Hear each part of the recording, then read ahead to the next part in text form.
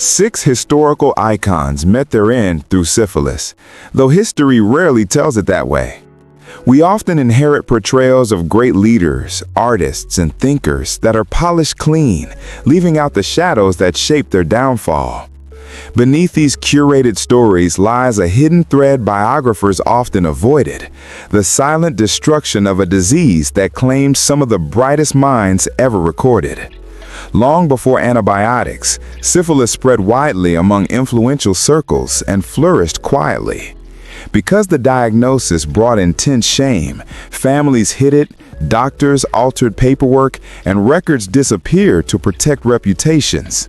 That secrecy buried a tragic pattern. Public figures whose collapse was blamed on drinking or eccentric behavior, even when untreated syphilis was the true cause. Late-stage symptoms, paranoia, erratic choices, delusion, and memory failure were often mistaken for the quirks of genius, making the infection nearly invisible. Their decline was visible to everyone, yet misread as indulgence or the cost of brilliance. The real tragedy is timing, as many contracted the disease when treatment existed but carried enormous stigma. Their fame, wealth, and influence couldn't shield them from an illness now cured with routine antibiotics. A biographer once remarked that these world-shaping individuals were undone not by rivals or enemies, but by a microscopic organism now considered easily manageable. These 6 cases show how the great imitator destroyed extraordinary minds while remaining hidden behind silence and shame. Al Capone, the crime king undone by the disease he never saw coming. Capone rose from Chicago's underbelly to command an empire built on bootlegging, gambling, and violence, generating fortunes that dwarfed his rivals. For years, no gangster or federal agent managed to topple him. Authorities eventually brought him down with tax evasion charges, since murder indictments couldn't stick. But the force that ultimately dismantled him wasn't prison or a competing mob. It was late-stage syphilis contracted in his youth. A crime researcher noted that Capone's story is usually framed as a simple rise and fall ending at Alcatraz.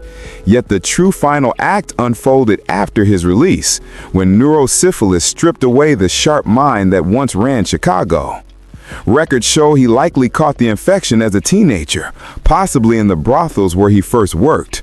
Like many in his era, he ignored early symptoms, giving the disease decades to damage his nervous system.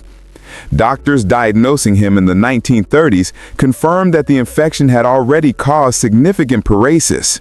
Treatment was attempted, but the irreversible damage had already set in. By the time he left prison in 1939, Capone's mental abilities had dramatically faded. The mastermind, who once coordinated complex criminal operations, struggled with simple tasks and unpredictable emotions. By 1945, witnesses described him as functioning like a child, talking to imaginary people and pretending to fish in an empty pool. His mental collapse was complete. Capone died on January 25, 1947, officially from stroke and pneumonia. Yet the condition that had erased his identity was neurosyphilis, slowly consuming his mind for decades. A medical historian later pointed out the harsh irony. Penicillin was already being used to cure syphilis by the mid-1940s. Had Capone been born just a bit later, a routine antibiotic treatment could have prevented his entire tragic decline. Rather than falling to the law, one of history's most infamous criminals was ultimately undone by untreatable infection. Capone's decline happened quietly, but the next figure's unraveling became a breeding ground for rumors that still persist. Enter the peculiar downfall of a billionaire whose strange behavior may have stemmed from a medical condition few dare to name. "Purpose in this life," he once said. Yet the man behind the words was slipping into darkness. Howard Hughes, where brilliance slowly dissolves into chaos. He represented pure American ambition, a billionaire engineer, iconic aviator, Hollywood producer, and tireless innovator whose mind seemed unstoppable. But his later years revealed a disturbing slide into paranoia, extreme compulsions, and physical decay that turned the once vibrant mogul into a ghost-like recluse. Though official accounts chalk his downfall up to mental illness, a growing argument suggests untreated syphilis may have fueled his strangest behaviors and eventual collapse. According to a neuropsychiatrist who examined Hughes's history, his symptoms mirror the classic path of neurosyphilis almost perfectly. Rising paranoia, intense compulsions, deteriorating hygiene, and physical wasting are hallmark signs once the disease invades the brain. His Hollywood-era promiscuity offered more than enough chances for exposure. As the attractive producer behind Hell's Angels and The Outlaw, Hughes pursued countless actresses and socialites during the 1920s and 30s, a time when syphilis was widespread and often unnoticed. One historian observed that Hughes's love life practically invited infection. A sexually active era, a high-risk crowd, and no antibiotics meant repeated exposure was nearly guaranteed. What strengthens the theory is how cleanly it explains Hughes's transformation from quirky genius to debilitated hermit. His oddities existed early on, but the dramatic surge in the 50s and 60s aligns with the typical timeline of untreated syphilis reaching its most destructive stage. A biographer noted the sharp contrast. In the 30s and 40s, Hughes remained eccentric but capable, flying planes, running companies, staying public. By the 60s, he was trapped by compulsions, rewatching films non-stop, writing long manuals about opening canned fruit, and avoiding all contact. His physical decline also matches advanced syphilis. By 1976, the once powerful 6'4" figure weighed only 90 pounds, wore shockingly long nails and hair, and suffered severe malnutrition despite his vast resources. The isolation, the wasting, the total loss of basic self-care, these are consistent with dementia paralyptica, said the neuropsychiatrist. At that point, the disease destroys frontal lobe function, wiping out judgment and self-maintenance. Why wasn't he treated? Historians point to Hughes's unique circumstances. A medical ethicist explained that his personal doctors were more employees than advisors, unwilling to challenge him, especially regarding a stigmatized disease. His deepening isolation made real examination nearly impossible. In his last years, he refused in-person medical visits, relied on intermediaries, and rejected most treatments. The tragedy, noted a medical historian, is that if he did have syphilis, it was easily curable with antibiotics. Yet secrecy and denial allowed a simple infection to consume him. Although Hughes's diagnosis remains unconfirmed due to hidden medical files, the next figure's illness was real, documented, and intentionally covered up to preserve his legacy. A matinee idol whose downfall marked one of Hollywood's early, heartbreaking spirals. "I would like to inform you," he once joked into an inverted cuspidor. John Barrymore, the great profile, faced a devastating final act. Renowned for Shakespeare, adored for his looks, and celebrated for his charisma, Barrymore stood at the peak of American theater royalty until a mysterious decline reduced him to a tragic version of himself. Although alcoholism is often blamed for his downfall, many historians now suspect neurosyphilis played a significant role in his rapid cognitive decline and early death at 60. One film historian noted that his deterioration simply progressed too quickly for alcohol alone to explain. Memory failure, erratic behavior, and physical weakening all point to neurological damage. And, given Barrymore's well-known appetites, exposure to syphilis was more than likely.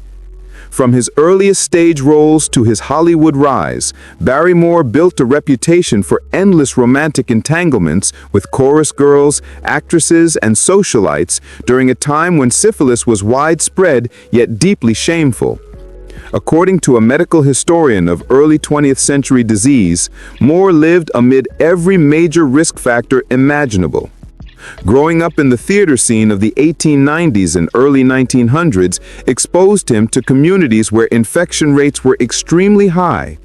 He was openly promiscuous with partners from many backgrounds, and he lived in a period when treatment existed but was long, unpleasant, and often avoided due to its social stigma.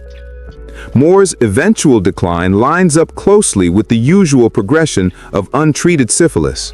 Though he drank heavily for years, his mind stayed mostly sharp through the 1920s and early 1930s, the height of his film career. Everything changed by the late 1930s when memory problems became so severe he struggled to recall even basic lines. A biographer noted that Moore's sudden collapse stunned everyone around him.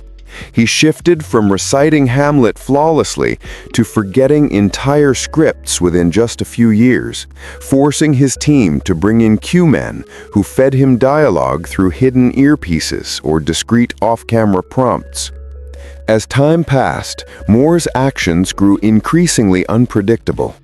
He bounced between moments of clear brilliance and episodes of alarming confusion.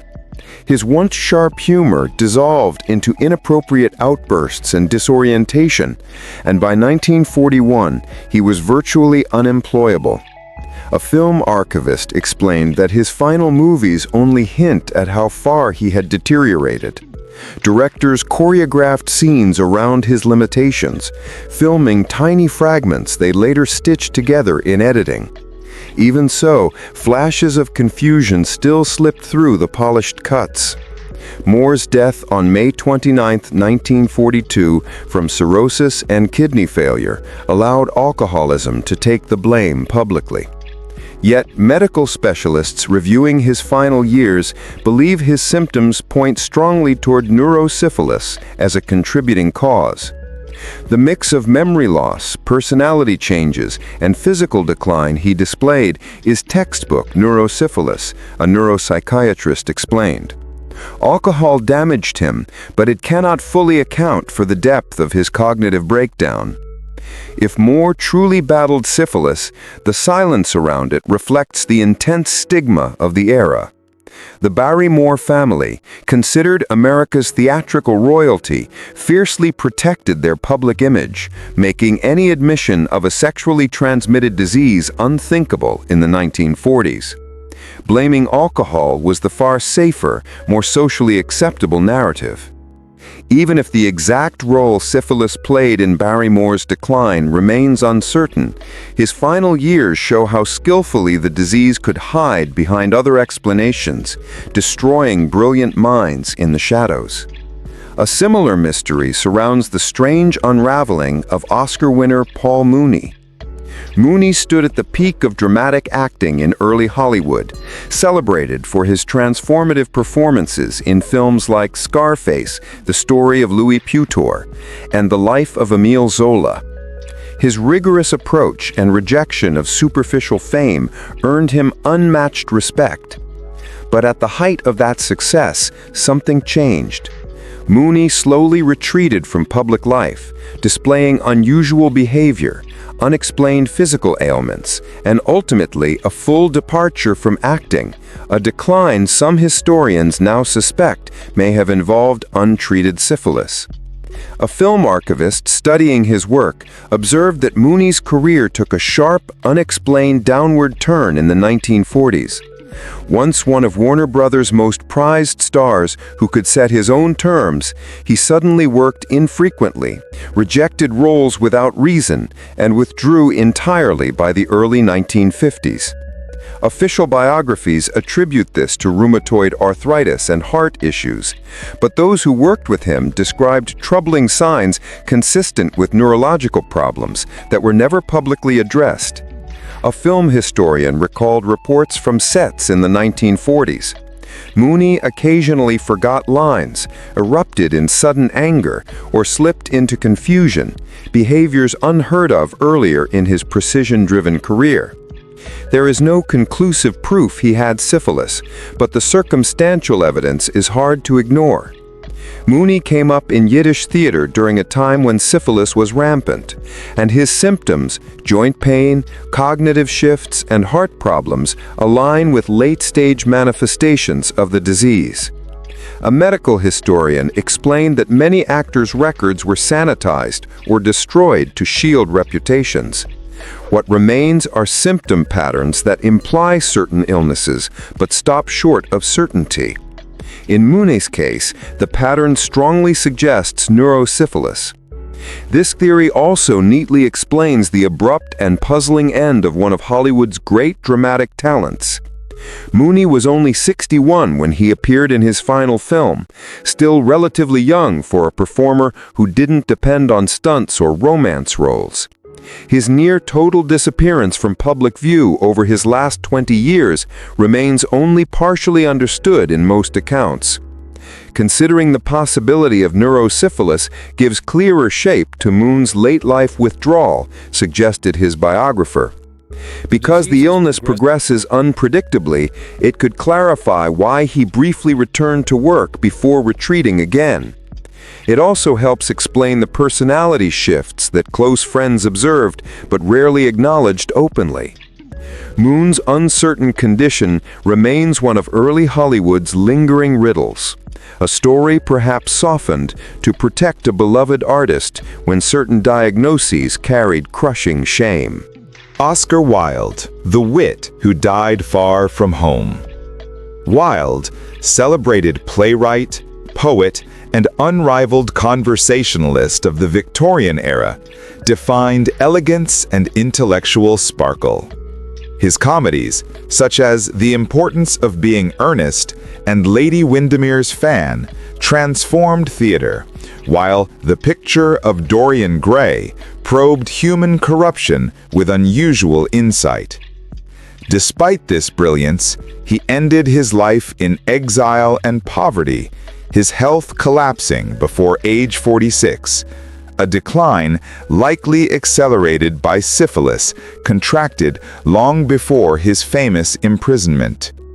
A scholar who examined Wilde's final years described his medical story as one of literature's more tangled puzzles.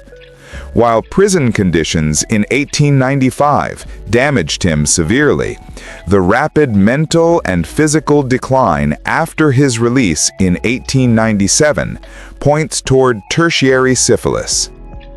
Support for this conclusion appears in numerous accounts: reports of his symptoms, notes from treating physicians, and the recognizable pattern of deterioration.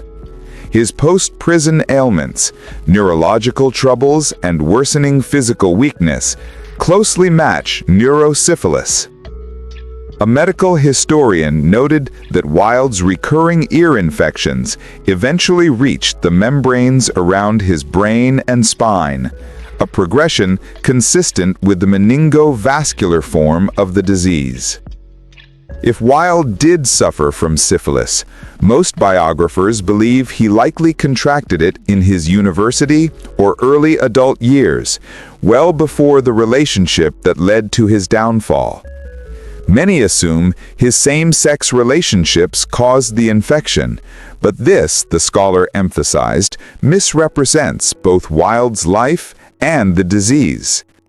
In his youth, Wilde also had romantic encounters with women, including visits to prostitutes, a common and high-risk behavior for Victorian men. What makes his decline especially heartbreaking is how his brilliance survived even as his health collapsed. Friends who saw him in Paris recalled that although frail, his sharp humor remained nearly untouched. His legendary mind fought to stay alive, even as the illness consumed his body. One biographer repeated a famous deathbed remark Wilde made about the dreary wallpaper of his room: "One of us has to go." That final joke captured the spirit that made him unforgettable, wit serving as armor until the very end. Wilde died on November 30th, 1900, officially from cerebral meningitis, though modern medicine strongly points to late-stage syphilis as the true cause. The tragedy, a medical historian reflected, lies in how a brilliant creator was undone both by social cruelty and by a disease that future generations could have easily treated. There is bitter symmetry in the fact that the author of Dorian Gray, a novel about hidden decay, may himself have carried a silent illness, destroying him from within. His early death deprived literature of countless unwritten masterpieces, plays, novels, and conversations that vanished with him. All were casualties of a disease that masked itself behind more palatable explanations.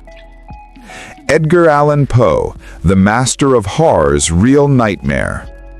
Poe crafted some of literature's most haunting visions of madness and ruin, shaping the horror genre for centuries.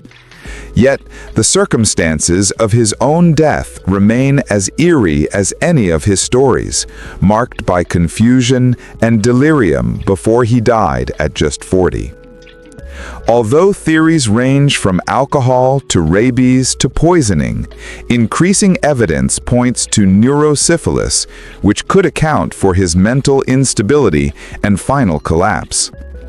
A historian of 19th century literature noted that Poe's death persists as one of America's great literary enigmas. He was discovered delirious on a Baltimore street in October 1849, dressed in unfamiliar clothes and unable to explain his condition or whereabouts.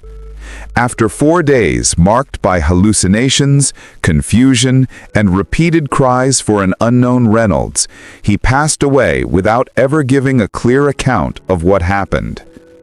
Though indirect, the medical clues supporting syphilis in Poe's case remain striking. His final symptoms, delirium, disorientation, and a racing pulse, mirror the neurological storms linked to late-stage syphilis.